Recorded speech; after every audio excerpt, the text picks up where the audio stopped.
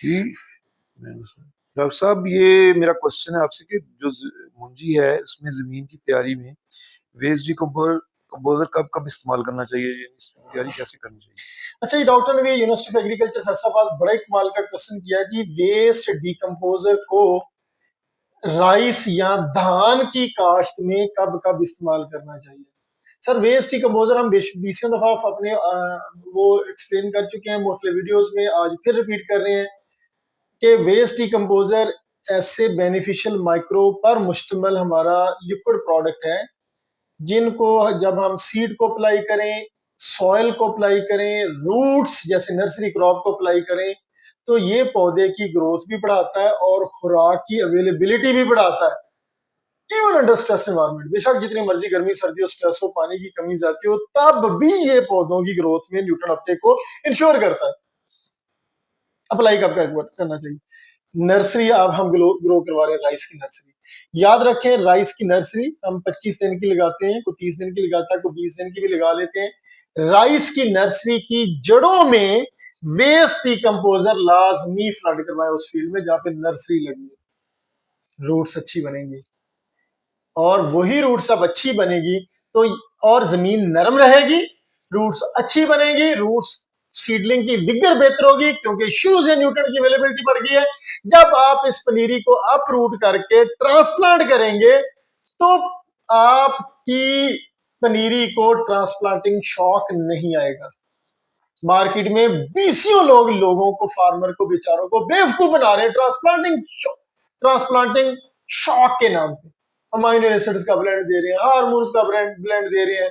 Definitely अब ethylene produce होती है, तो एथिलीन की रेगुलेशंस के लिए वेस्ट डिकम्पोजर सबसे बेस्ट है।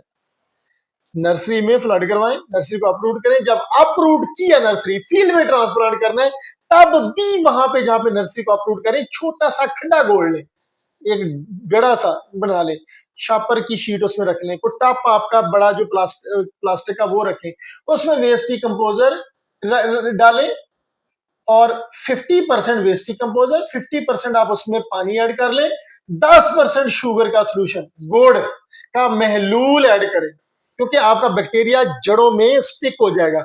आपकी नर्सरी पनीरी अपरूट हो रही है, वो फील्ड में फेंकने की बजाय उस गड्ढे में, उस टप में फेंके जहां पे वेस्ट डिकम्पोजर का सोल्यूशन। उन जड़ों को, उस रूट्स को, जो नर्सरी की पनीरी को ये वेस्ट डिकम्पोजर लग गया, आपकी सोच है कि वो किसी किस्म की स्ट्रेस नहीं लेगा। नर्सरी ने ट्रांसप्लांट होना है किसी और फील्ड में, तो वो स्ट्रेस फ्री हो जाएगा, रूट्स जल्दी पेनिट्रेट करेंगी सॉइल में। फिर आप सॉइल में डेफिनेटली भी फ्लड करवा सकते हैं, रोनी के टाइम फ्लड करवा दें वेस्ट डिकम्पोजर, बहुत सारी सॉइल की कबाहतें खत्म हो जाएंगी। जब आप ट्रांसप्लांटिंग कर रहे हैं, कुछ रूट्स की नर्सरी की रूट्स को ट्रीट करवा दें, और फिर कुछ आप पानी में फ्लड करवा दें जब पानी लग रहा हो ट्रांसप्लांटिंग के टाइम राइस में। फिर उसके बाद आप टिलरिंग जब हो रही है तो वेस्ट डिकम्पोजर न्यूट्रन की अवेलेबिलिटी को रेगुलेट करता है, ऑक्सीजन की रेगुलेशन करता है। तो बहुत रोल है टिलरिंग में ऑक्सीजन का, क्योंकि जिंक भी हम इसीलिए अर्ली स्टेज में डालते हैं कि उसका आपकी टिलरिंग में रोल है, नाइट्रोजन का बहुत रोल है टिलरिंग में। तो आप वेस्ट डिकम्पोजर पनीरी में लाजमी डालें, ट्रांसप्लांटिंग के टाइम डालें, टिलरिंग के टाइम डालें, और अगर आपके पास इजी हो, अवेलेबिलिटी हो, तो फिर आप जब इसकी ग्रेन फिलिंग हो ग्रेन फिलिंग हो जाए तो फिर आप दाने की मोटाई के लिए, जैसा कि मार्केट में बेशुमार सूडो प्रोडक्ट मिलते हैं, आप 10 लीटर वेस्ट डिकम्पोजर को 90 लीटर पानी में मिला के स्प्रे करवा दें। इसमें आधा किलो यूरिया, आधा किलो फास्फोरस, आधा किलो पोटाश ऐड करवा लें, अपना एनपीके बन जाएगा। ईजा बयान से आपका किसी भी मार्केट की प्रोडक्ट से, मार्केट के जो महंगे बायोस्टिमुलेंट है उनसे ये फार बेटर होगा।